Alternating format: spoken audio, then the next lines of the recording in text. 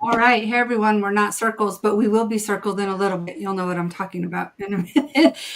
Thanks for joining us, everyone, for our Sunday gathering in Sk'aliCh'elh-tenant's legacy. We are TokiTV, meeting each and every week to bring education awareness. And it's going to be a really cool group, really cool topic today. Marcia just fell down. Let's go around the room and check in and just see how everyone's doing. Joe Olson, for being with us today. How are you? Hi, doing great. It's great to be back. See you guys all. Love having you on here. Marcia, how are you? Doing great. I'm here in Houston with some family and not at my normal spot, so my phone keeps falling, but I'll try to keep that from happening. It's good to see everyone, and today's show sounds so fascinating, so I'm really interested to be involved in that. Thanks for having me. Thanks for being here. Ula, how are you? Yeah, I'm fine. It's a little bit stressful at the moment for me at work, but I'm good. I'm good. I'm glad you're with us. You got to be with family. I said, I'm glad you're with us today. It helps to be with family. Yeah, thank you. Yeah. Deb Cruz, how are you? You're muted for one thing. And she's our tech master. I lost my screen. I'm going back through trying to pull up the YouTube and the Facebook, and then I lost this one. I'm hanging in there. I did get my comments and letters into President Biden about the Snake River dams. I did find out that the comments, the email address for the White House has been taken offline. So you have to go into the website and use the online feature there, but it has a word limitation of 2,000 characters. So I did that, and then I sent my original two-page hard copy letter. So that's done. So keep that in mind, that the email piece doesn't work, but you need to get your comments in and get your requests into Biden like ASAP. He's not going to have much time, and we need to get as many voices in to do that. Yeah. Thanks for doing that, Deb Cruz, and for reminding everyone that we have to do that in, a lot, right? Like, I think I've sent 14 this last week. I should have sent more. But yeah, keep sending postcards, you guys, and got to reach the dams and save our family. I mean, it's just all there is to it. Thanks, Deb Cruz. Alma, how are you? Good. We've had a interesting week, I guess. Well, over a week ago, 19 dolphins stranded, bottlenose dolphins stranded in the backcountry here off Key West. Florida Fish and Wildlife refloated them with the help of a few of my charter boat captain friends. And thankfully, we've been on edge ever since, just waiting for the call that they're restranded, and they're far nothing. So that's really good news so far. Hopefully everyone's good. There were no obvious signs of, illness or, anything apparent to people that were there. So that's, a positive thing. And hopefully it stays that way. Thank you. I'm so grateful that that you haven't got another call. that they're out there. That's really awesome. Hey guys, if you're watching, Deb Cruz and I were talking about this earlier. If you're watching on someone's Facebook page, or you're kind of scrolling through and you're watching through there, actually click on the live if you want your comments and stuff to show up. So just for those of you watching, you have to actually click on the event in order for your comments to show up. But just a little plug there. And then before we get to our special guest, I kind of left you almost second to last, Howard, because I want to see what report you have for us about what is going on with LPOD. Well, the 33 members of LPOD have exited Puget Sound. They went right up Admiralty Inlet right around noon today, and I got a glorious couple of glimpses of them. They were in power travel mode, but there was a spy hop, and one of them backtracked for whatever reason. But yesterday they were in Puget Sound and south from Seattle off Vashon Island, and at a very special viewpoint called Point Robinson. A good 150 people were there. And so there are lots of videos and lots of excited people, and they came in within about 50 feet of the beach. It was incredible to see. So they have really made their presence known. And beyond that, a couple of days, well, actually late October, I believe it was, J27 threw a fish on his head, and that became an international incident. It was on Sky News, and it was on all the local stories, and it probably only happened for about 30 seconds, but what an uproar. So the whales know how to get our attention. I love that. And Ma posted, let's see if I can show you guys real quick. I'll try to show you in a little while. Ma paints, and she painted salmon Christmas hat. I'll get a clip of that so you guys can see. Do you guys want to take a quick look at the pass there at Point Robinson for those who haven't seen it? Yeah, that'd be great. Let me show you. Let's see. I could put the volume. The volume is pretty cute too. There are people saying, "Oh my God, oh my God." Look at that. Isn't that amazing?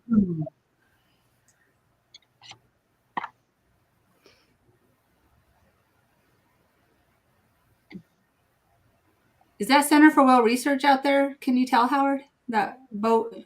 I doubt it, because they're up on the San Juans. They came down for 2 weeks in November, but they're back up on the San Juan. So I don't know who that is.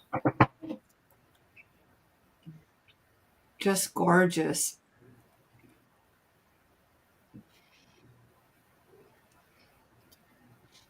It's a long video, so there's several viewpoints, but tail slap. A lot of that, and they rolled upside down, inverted tail lobs and spy hops, and I'm sure they were keenly aware of their adoring fans on the beach. Well, Terry posted one at sunset last night, and just, I mean, absolutely gorgeous. Absolutely gorgeous. Well, let's get to it. I'm going to let Alma do the honors of introducing our special guest, what we're really excited about. And then let me go ahead and make us into some circles. Okay, Alma, go ahead. So it is my absolute honor to be here with Dr. Denise Herzing. My first introduction to her was in the summer of late summer of 1993. Denise had just been given the amazing opportunity to be in National Geographic. She was the centerfold girl. And I was on a research vessel in the same area where she was conducting her research. And the captain said, "Hey, do you want to go meet Denise Herzing?" And I was like, okay. So I went, and I don't think I spoke the entire time. I was just so, dumbstruck by the fact that I was sitting there with Denise Herzing, and she was just so kind and sharing her knowledge, and a very humble person. So there's no wonder that the dolphins have chosen her as the supervisor of the humans to relay communication. And she's in her 40th year now of researching this pod of wild spotted dolphins off of the Bahamas. And I think about 30% of the time the bottlenose are in the encounters as well. She is an affiliate assistant professor in biology at the Florida Atlantic University. She's the co-editor of Dolphin Communication and Cognition and the author of Dolphin Diaries, my 25 years with spotted dolphins in the Bahamas and the Wild Dolphin Project. And I just love this little part. She considers dolphins and other non-human animals as colleagues instead of research subjects. Herzing asks us to meet animals as both speakers and listeners, as mutually curious beings, and listen to what they are saying. So her new book is out now. I'm so excited. It's called Is Anyone Listening? What Animals Are Saying to Each Other and Us. So everybody welcome Dr. Denise Herzing. Yay, welcome, welcome. Oops, I have everyone muted. I can't hear you clapping. Okay, everyone, re-clap. There you go. Well, great to be here. I wish I would have worn my salmon hat, but it was still in the fridge and I just forgot it.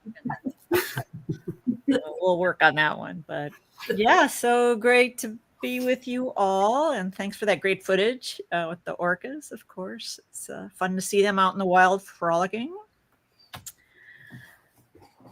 So do you want me to just talk? I just want to say, like, it's really an honor. Your job is so important, and it's everyone's kind of dream, right? So I want to thank you for sharing your research with everyone through books and coming on here and talking to us. You don't hear FAU a lot, and I went to FAU, so I was really kind of like, hey, that's pretty cool, for a very short time when I was in Florida. But I want to thank you, because there's no way we're going to get everything in an hour. So I'm going to kind of let you choose what it is you want to share with us, because we're definitely going to need to have you back, because you have so many years in the field, that so many experiences. And so I'm eager to get to it, but I kind of want to let you choose what it is you want to share today. Sure. Well, I mean, there are a few big things, I guess. So when I started out in the field, I really wanted to study dolphin communication, and I picked a location that I could observe them underwater. And I chose a non-invasive technique, basically, to sort of let them get used to us and let them show us what they wanted to. You kind of hands off, but respectful, and it was a learning process for us as humans as well. And, a lot of what we did was just monitoring the individuals, trying to understand their society and the personalities of the dolphins. And I wrote a lot about that in my first book, because I really wanted to put out to the world who they were and how different they were, and how important it was to have this kind of diversity and a structure in a society to make it tick, right? Now they have challenges, of course. It's not easy being in the wild, but that's what pressures them to be intelligent, probably, like other species as well. And they've had challenges with hurricanes, direct hits from hurricanes, which you'd think, oh, they're dolphins, they must be evolved to deal with hurricanes. But, they still have to breathe. They're still predators. It depends on the hurricane. And in 2013, we had a food crash where they were living, and half of them had to migrate south about 100 miles to a second location. So we've been trying to tell that story now of how they're integrating with the local pod. And these are pressures probably from climate change, things that are happening all over the globe, not just with our dolphins. So as much as the story is fun and I can talk about communication and what they've shown us, there are also realities for all animals, of course, and plants for that matter.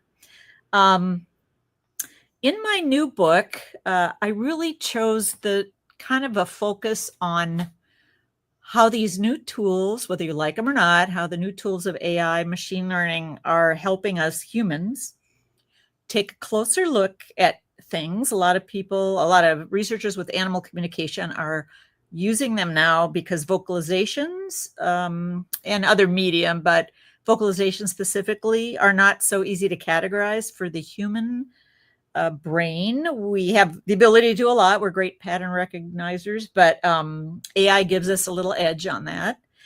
And everybody seems to be jumping on the bandwagon. A lot of researchers are using AI now for animal communication. And for me, I tried in the new book to sort of describe the process of how it's helping us further our studies of dolphin communication and to look for language. So many animals have met the human bar of tool use and abstract thinking and all sorts of complexity, but language is still the last little stamp, right, of intelligence. And we haven't had the tools, at least my opinion is we just have not had the tools to adequately look at it as much as we can do what we can do with our normal science and previous tools. AI really gives us something we haven't had before. And so I kind of walk through how I've applied it to our particular situation with sound work, just to ask the question, do non-human animals have a language? And it's time to look at that. And it's time to try to make sense of that and really take a good look at it. And, they may or may not. I think some of them probably do, depending on how you define language, of course. But, given our history with animals in the world, we really need to open up to this sort of thinking. And if AI tools can help us do it, great. I know a lot of people are a little scared of AI or concerned, reasonably so, for its negative effect potentially. But I'll tell you that it's an amazing tool. And as long as you master it versus it mastering you, I guess, like any tool. So that's kind of the big picture. I could tell you stories, or we could talk about some of the tools, but I guess I'm going to throw it back to you guys and see what questions or thoughts you have. Some of you probably know, less or more about our work, but go for it. Go for it, Marcia. So I'm just so fascinated by all of this. I was involved with elephant communication in a study at Disney's Animal Kingdom back in the late 90s and early 2000s. And I guess, what we were doing is we kept eyes on them at 4 different locations when they were on exhibit, and they all had collars, and we had infrasonic, computers that could generate all of this stuff. And, we were able to pinpoint like, okay, well, that was clearly like, there's a snake, trumpet, we could pinpoint and match some behavior to communication. But I guess my question is pretty easy when you have giant elephants to look at. How was it? Were you able to easily, what were the challenges keeping eyes on these dolphins while listening to them? Sure. So, well, forever we've used the tool of underwater video with sound, right? So, and the community is small. There's 100 animals. So it's not like there's thousands of dolphins, like in Southern California leaping by. So we're able to know everyone. We know their relationships, and we would correlate sound with behavior, right? Underwater. Now, that being said, even if you have a small group, the average group size might be 7 or 8 animals, right? 7 or 8 dolphins, within a larger group in the area. But still, to this day, it's hard to know who exactly is making the sound. So if we're looking at video, we might have, 4 animals squawking, facing off each other. And there's a lot of noise, but we still don't know, is it dolphin A squawking and dolphin B, et cetera, et cetera. Now, we've been working on tools with a colleague in Singapore, Matthias Hoffman-Kunt, who's developed an underwater triangulation system that helps us localize the vocalizer in post-production of the video. But it's still not super accurate. I would say it needs some serious work. So that's one of the big problems. So right now we have gross correlations of behavior types. And, we can do things like we might be able to follow like a mother and a calf. They're all alone, let's say, or at least everybody else is on the periphery. Then you've got a little more indication of who's doing what. They might have bubbles coming out of their blowhole. You've got calf vocalizations, which are really excitable vocalizations, and a little frantic calf sometimes.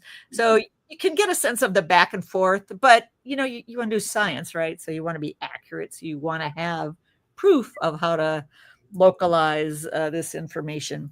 So it's a little bit at a beginning stage as far as that goes. It's not like, you were in the Disney situation where you had a lot more control of the animals and, like you said, collars.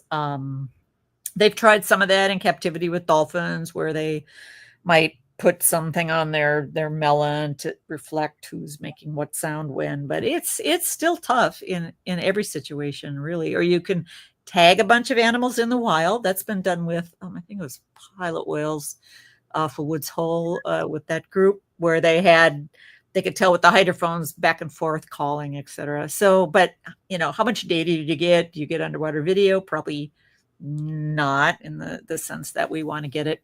So, every field site has its pros and cons, its challenges. I have always hoped that we would be able to recognize the voice of a dolphin, right? Like humans have that kind of quality.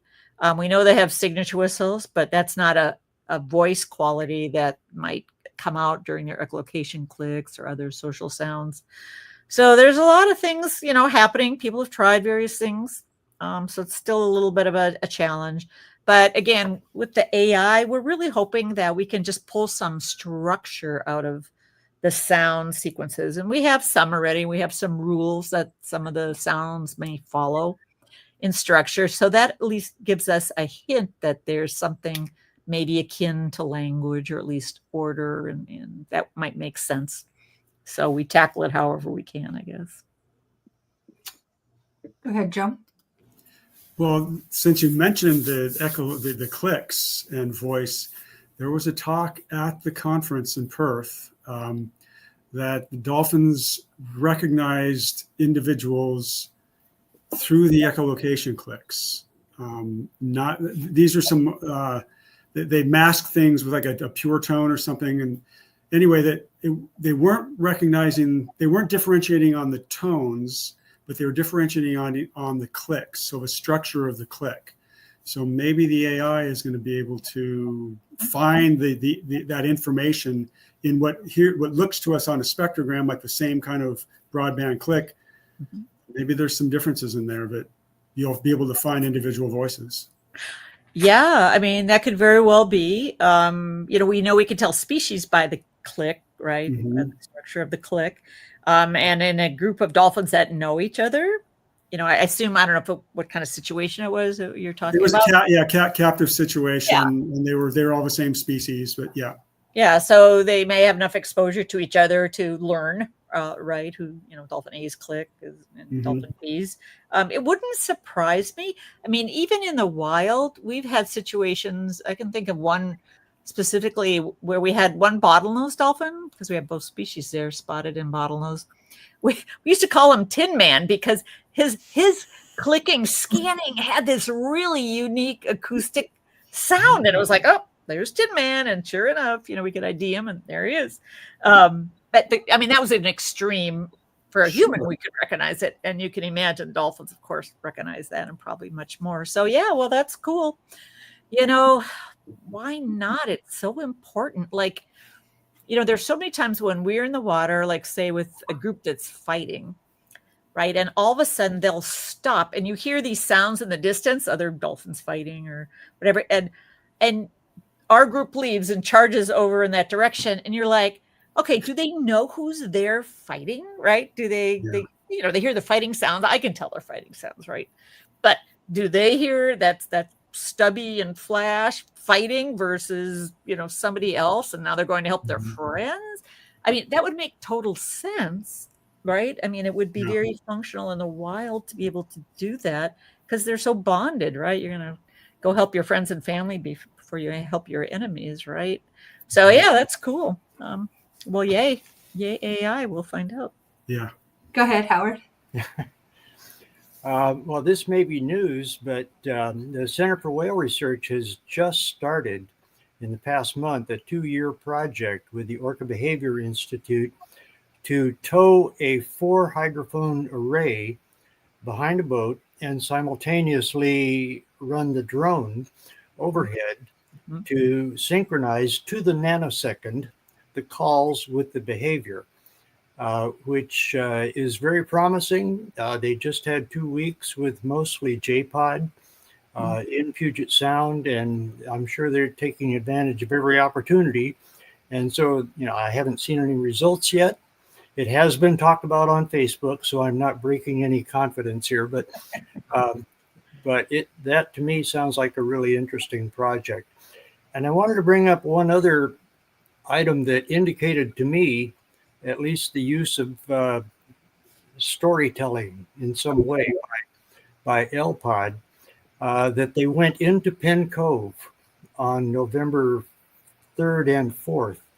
And that's where they were captured 53 and 54 years ago, 70 and 71. And they went to the exact precise location where the captures took place, where they were hauled out of the water, where they were strapped on the side of seine boats, etc. And they spent hours there. Annette and Alma, when we were there, they were there.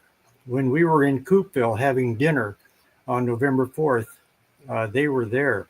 Just thought I'd let you know that, because they were there into the night. And they did some really interesting kind of rituals and pacing and a lot of stuff. And yet the only whale that would possibly remember that would be L25, Ocean Sun, who, was alive then. All the others were born after the captures. So that indicates, to me, that she was able to tell the stories of what happened there. They were as if responding to what happened there over 5 decades ago. So that's, it's anecdotal, it's, a one-off, but it seems to me like that indicates that she could tell the story of what happened there. They acted like they knew. And this is the beauty of language. Yeah. Right? With language, you can talk about the past, the present, and the future, and many other things along with it. But if you're going to do that, you have to have some form, not necessarily our form, but some form of language. Yeah.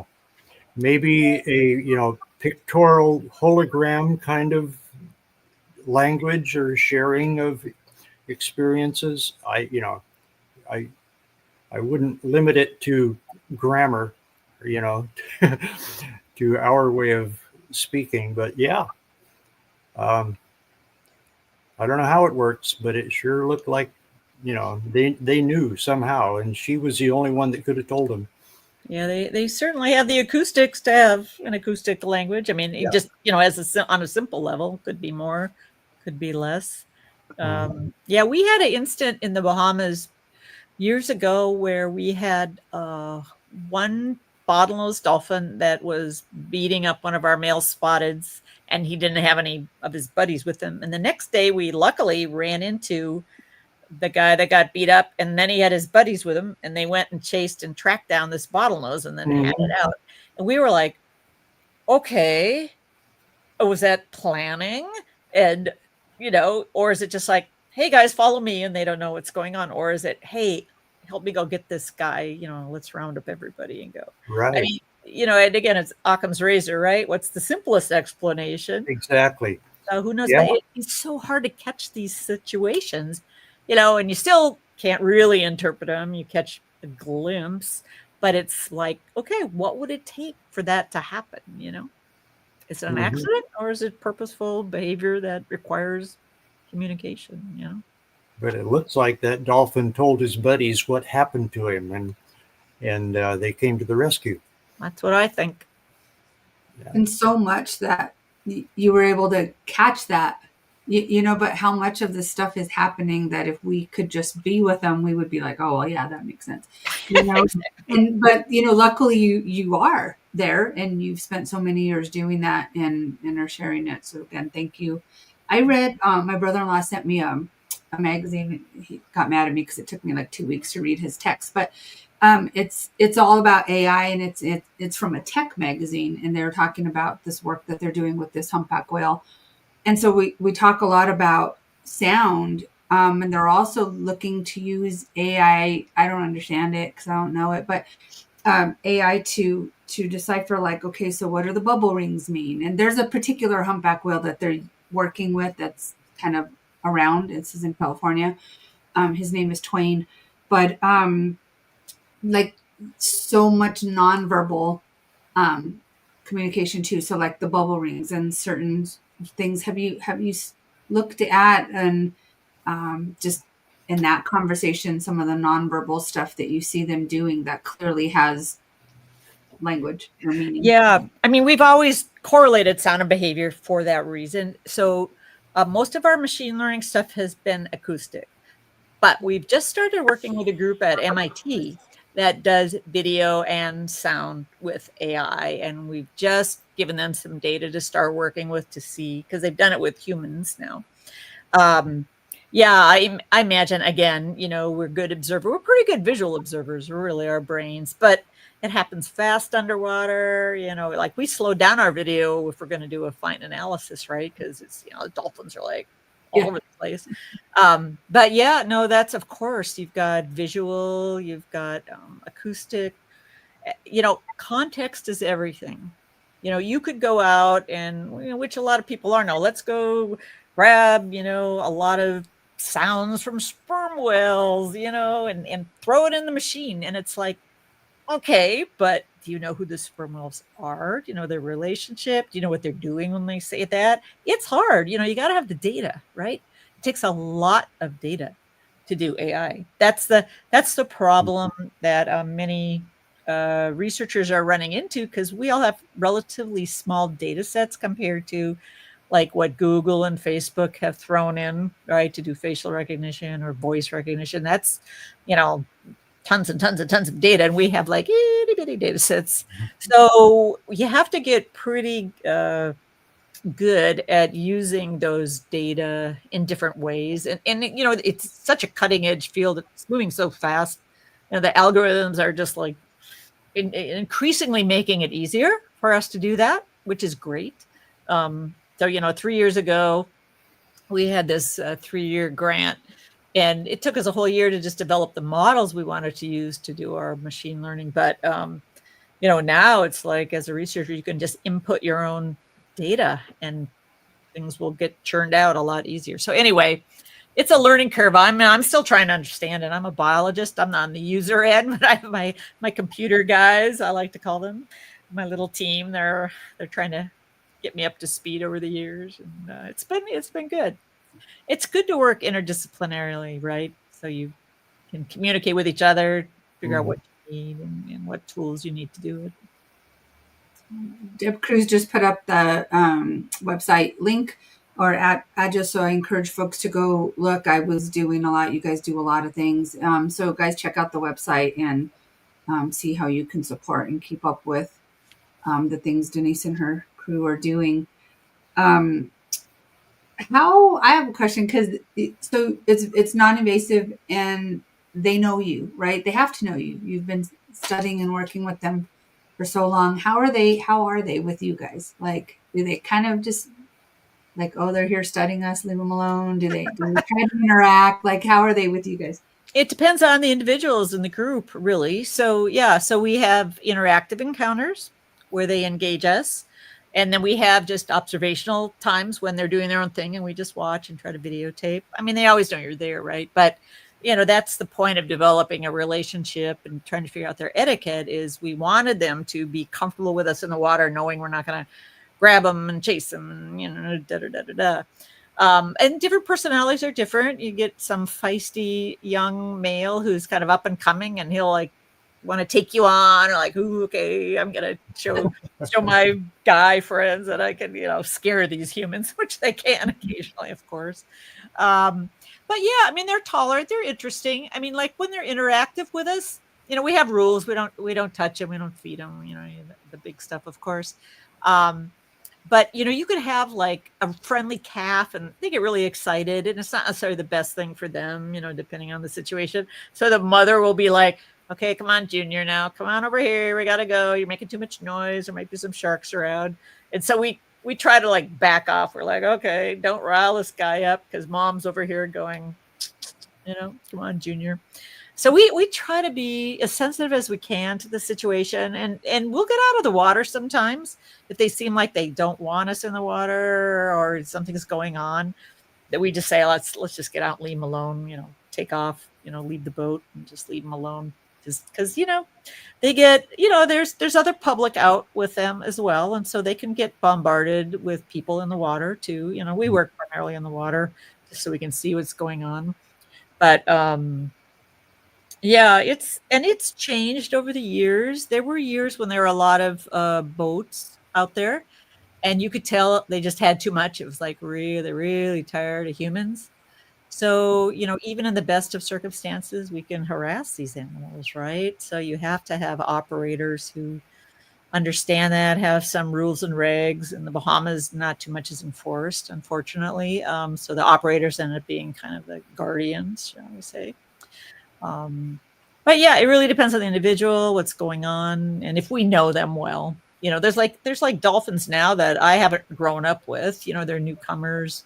I might not know them as well as I did in the original years, so they're a little new to me, and vice versa. But we figure it out. I'm looking forward to reading your book. I don't have it yet, but I'm really looking forward to reading it. I'm And sending it all to you. You're sending it? Yeah.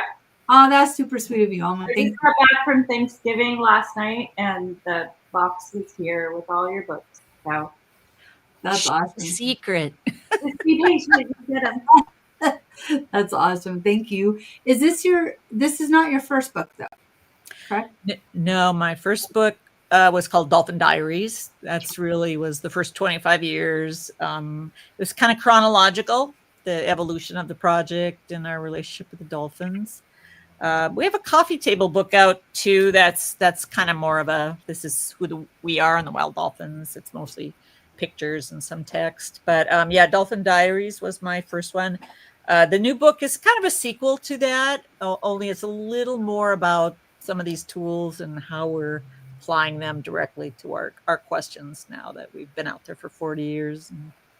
That's awesome. Are there links on your website to purchase the books, or should people just go straight to Amazon? I believe there are links. Yeah, we are selling them through our website. Yes, there should be links there. Okay, cool. If you buy them through us, I'll sign them. So. That's even better. There you go. We'll buy directly from you then. And then Deb Cruz, if you could put back up the website, that would be awesome. I just want to give you guys a little preview of the website because this was my favorite part in looking through is the page. Let's see. I have to press a lot of buttons to get this up here. To this page where it's meet them. You get to meet the dolphins. And so it has a little paragraph on each or on, a few of the dolphins. And I really love this. It's cool. And it just shows how, well you guys know them. Are you guys seeing it? Because I'm scrolling through. I don't know what I'm looking at. Oh, okay. But the website's really well done, and I'm kind of a computer nerd with that kind of stuff. So the website's really, really well done. But yeah, folks, go check this out. Research, membership, ways you can participate. You did a TED Talk. Did I see that? Yeah. That's really cool. I want to find that and share that link if that's okay. I think that would be great. Yeah, thank you. It's up there. But yeah, I just want to encourage people to go check out the website so that they know where to buy the books because there's not just one. I would love the coffee table book. And I was enjoying reading about how come we're not bubbles anymore? There we go. I was enjoying reading about who they are. So that was really cool. I want to check in and see if there's any questions from folks watching. If you have any questions, feel free to type them in the chat. And then if anyone else has some questions, because again, I think that it's such a short show with everything we want to talk about. So Joe, I'll go back to you. Well, so Denise, what's the newest thing you've experienced with the dolphins? Something that, I don't know, that maybe you haven't published yet, but that's not top secret. Something fun. Newest thing. Well, let's see. So we had, we've been looking at the integration of the spotted dolphins that migrated down to Bimini, which is our second study site now, and the integration process, particularly. So we had Cindy Elliser, who's actually in Anacortes, up by you guys, studies harbor porpoise. with a Pac-Man project. A little plug there for her. Yeah, so she did coefficients of association to look at who was hanging out with who, and it looks like pretty much now the groups are integrated. Recently, I had a graduate student who got a brief look with some genetic samples, and it looks like there's also genetic crossover with the group, which you would expect again, and it's probably good for the genes, right, to share from different groups. So that's probably the biggest stuff, is that are they integrating communication wise with the machine learning? We just put out a paper about our two-way work with our computer. If you have seen that, Joe. That's an older study, but took forever to get published. Yeah, and we have some of that technology is being modularized and reduced in size, so it's a little easier to use. But the machine learning stuff, well, we did do some neat analysis with our sound acoustic data sets, like I was talking about earlier. And one of the things we did find, so, when we were looking at sound units, types of sound units, we wanted to see if they recombined, if A always followed by B or C or X, whatever, because that's what human phonemes do, right? It's how we make words, right? We have fun, sun, and, different consonants and vowels and diphthongs, that sort of thing. And we looked at the number of bigrams of our sound units, and we did find that a lot of them combined. Some were unique, so they would be technically another unit, right? They were always found together, so they were merged technically. Yeah, we're trying to get to the trigram level, but there's so many data points. It's like my computer guys are going, oh my God, it's going to take me months and months and months. Trigrams, But it's one way to start looking at, do dolphin sounds recombine, which gives them, again, the power of potentially of words, right? Again, this is what words are, recombine. You can't have too many, otherwise you'd have an unlimited vocabulary. You want enough to be efficient and to use them appropriately, right? So how do dolphins do that if they do? So that's kind of fun. We're still looking at the data, so it's a lot to slog through. That's exciting stuff. Yeah, it's very cool. Yeah. I was looking through on the site, and I see that the Bahama trips dates for 2025 are not up yet, but I was thinking that'd be a really cool TokiTV retreat. Y'all get on a boat and go hang with you for 9 days. That sounds like a lot of fun. Ooh, yeah, it can be a very productive time to do that. Actually, it's like you can put us to work. I mean, Oh, we do, yeah. Oh yeah, I can attest that she will put you to work for sure. Yeah, Joe's been out with us. Yeah, that's really great. But yeah, so you guys do a lot of things. You do some day trips too, right? Oh yeah, no, well, not trips per se. No, so when we're not in the Bahamas, so Bahamas is the summer months, North Hemisphere summer, and then right now we're here. The boat's here. We do Florida work.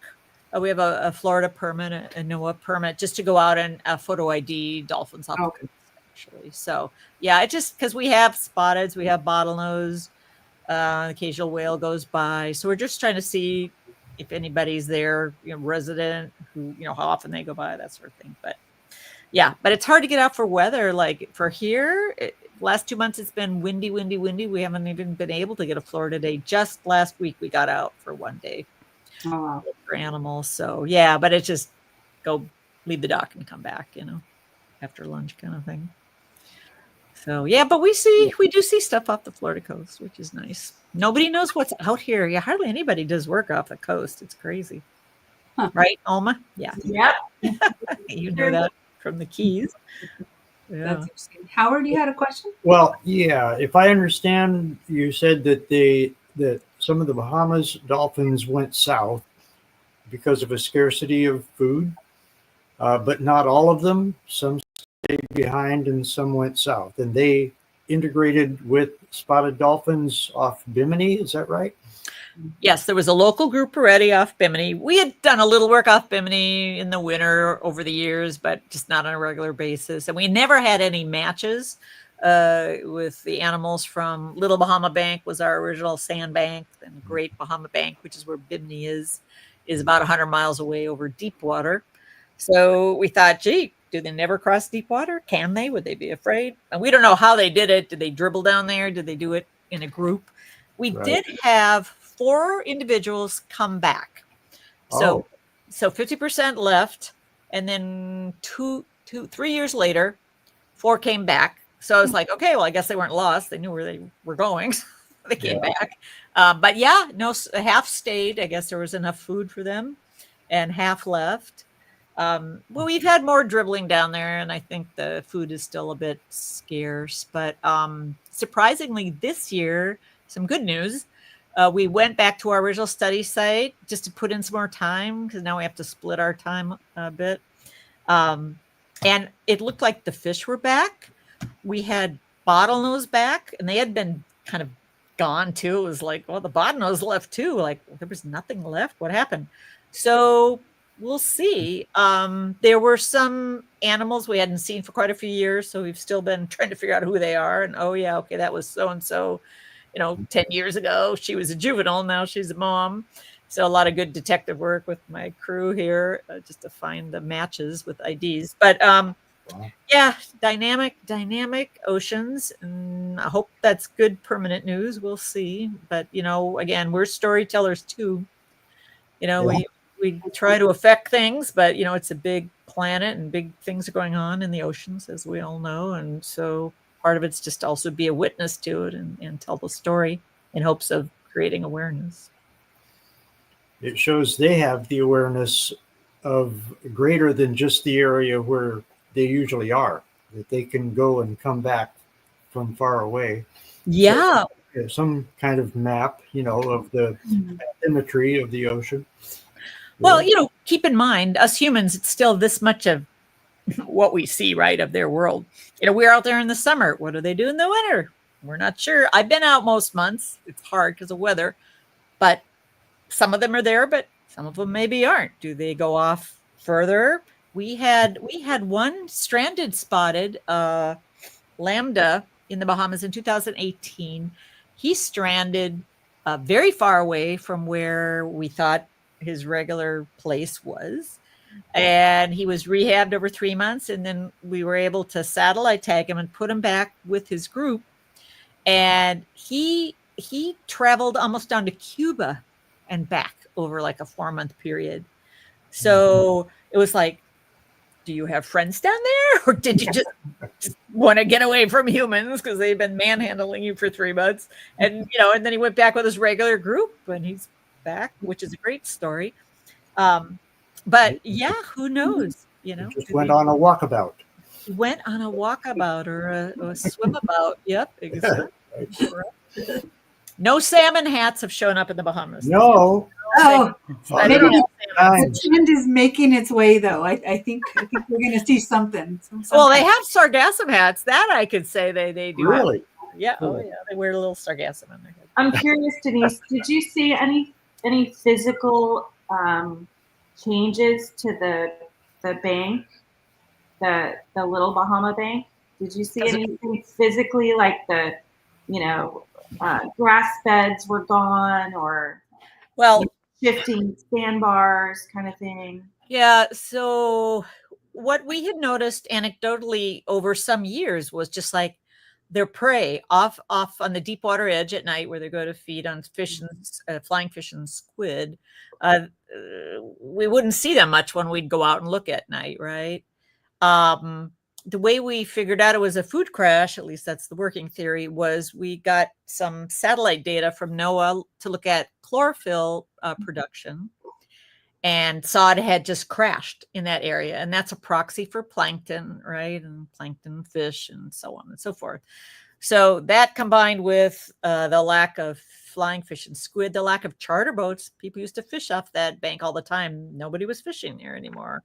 I did have some reports of seagrass beds on the west side of Little Bahama Bank, up by the Abacos, that area, that had crashed. But whether those nutrients come all the way across the bank, we're not sure. There's just not a lot of work, done in the Bahamas on that oceanographic stuff.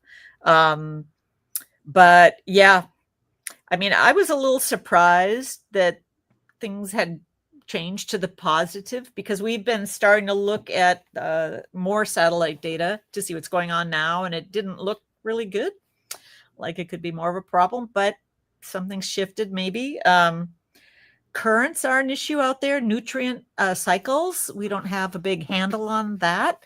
And that would be another thing that might have shifted to the positive or continued to the negative. But yeah, as far as I know, it was just visual lack of fish. It was the chlorophyll crash from the satellite data. And then the seagrass crash that was reported to me by some colleagues. And then, of course, coral bleaching is everywhere, right? There. Yeah.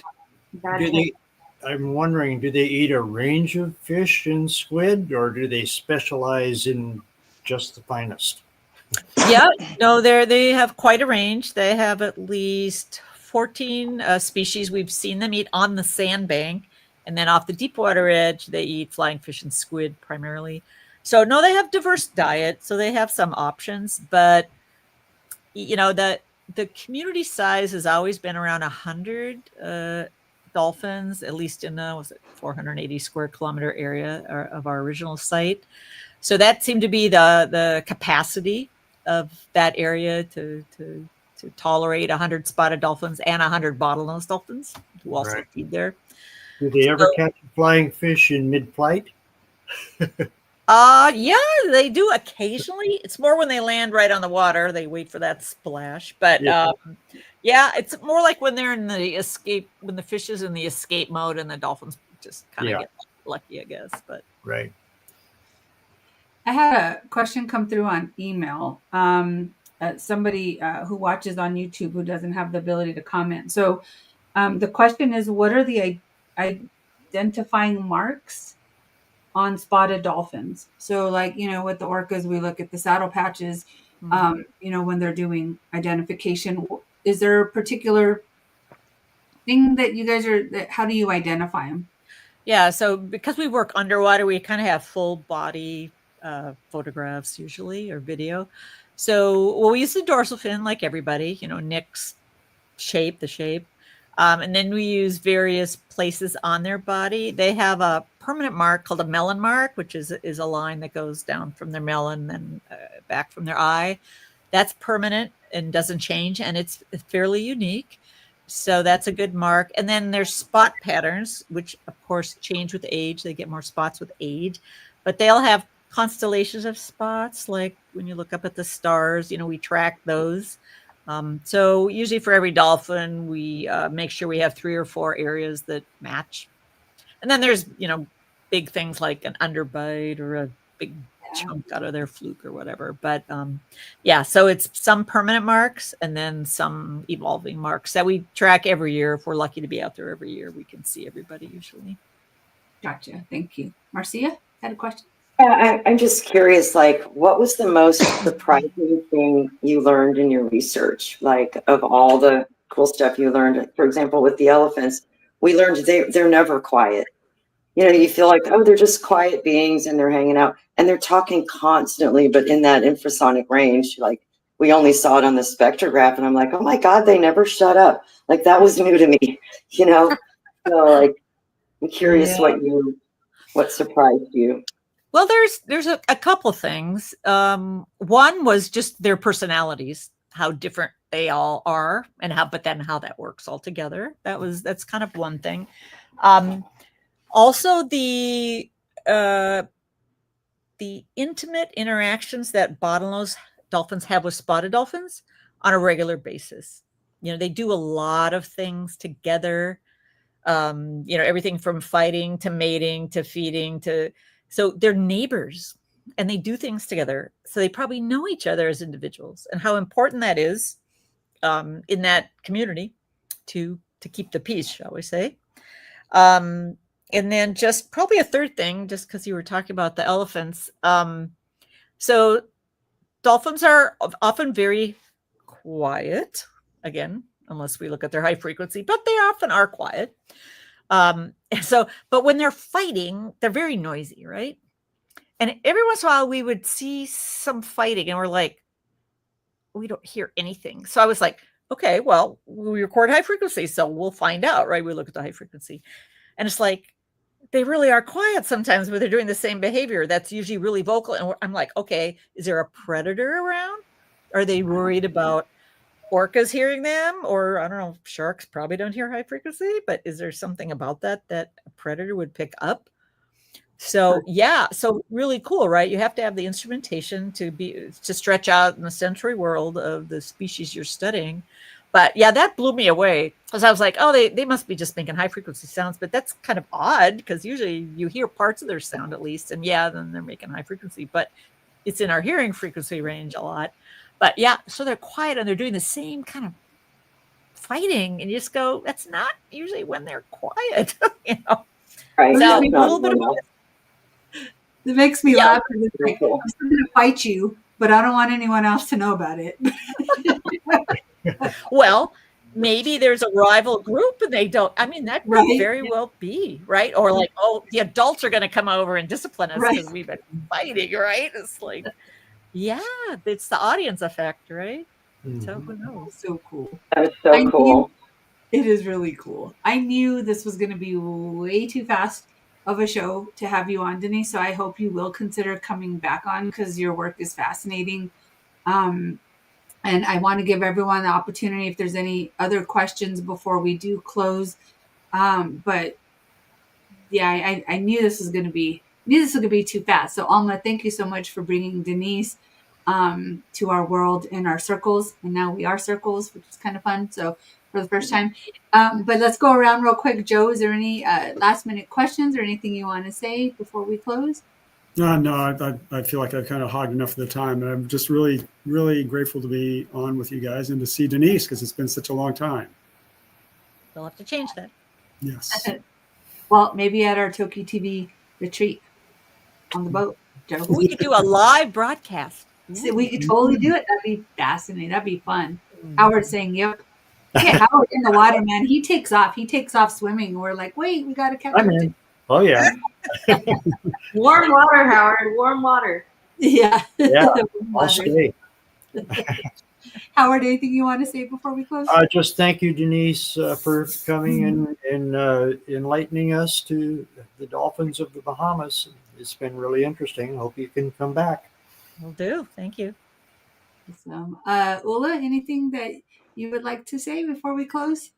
Yeah, thank you, Denise, because it was very interesting to hear all about this. And yeah, I'm only listening and learning, so I didn't say anything or ask any question because I only want to listen what you have to say. And yeah, thank you very much. You're welcome. Awesome. Deb Cruz? So, thumbs up. Oh, you got the 2 thumbs up from Deb Cruz. That's pretty good. Thanks, Deb Cruz. She's staying muted. Marcia? Oh, just thank you so much, Denise. It's fascinating. And I'm really excited to see how you use these tools and how quickly you've learned more information about these animals. You know, I think it's going to be at warp speed as these tools come into practice and stuff. So thank you for all you do. It's just really, really fascinating. It's been really great to have you on. Alma, I'll let you close this out. Thank you so much, Denise. I know you're in high demand and super busy. And congratulations on your 40th year. It's incredible because it's not an easy task to be out there. I'm telling you, if you spend 9 days out there, you feel it. It's, you know, it's a great feeling. You're like this incredibly like zoned out, blissful, happy, but it's physically demanding, and Denise has done it for 40 seasons. And I just find that really incredible with all the technical modalities you've, you know, cruised through and just continue to figure out different ways to keep moving it forward is so impressive and so valuable to the entire, you know, scientific community. So thank you for continuing and keeping going. It's important to all of us. You're a gift to the world. Thank you for being here. I love you. Thank you. Denise. Well Thank said, you guys. Alma. It was fun. maybe that 40 seasons is what's having her age in reverse. Thank Yeah, you. I was going to say something about that. You're looking more like the pictures I have of you from 1999 in Hawaii. It's the haircut. That's good. That's awesome. Well, thank you guys for being with us. Denise, you're welcome. Anytime, is there anything you want to share before we close out today? Well, thanks for what you guys do. It's great. I'm going to try to jump in maybe from home, but then my cats will be walking all over the place. I had to Oh, come to that's my fine. office today. I'm like, okay, I'm not going to have my cats with their tails in the Zoom. But yeah, so good job. Good Thanks for being with us. I will leave you guys with a picture of Ma's post, and then we're going to close out. But this is Happy December from Ma. And there we There go. it is. There's our Christmas. Oh, that's awesome. I'm so glad that's J27. I love BlackBerry. Yeah. That's so great. Thank you guys so much for being with us, and we'll see you next week. Thanks. And Denise, I'm going to send you a copy of that paper. Okay, great. Yeah, sounds good. Thanks. Okay. Bye, guys. Bye. Everyone.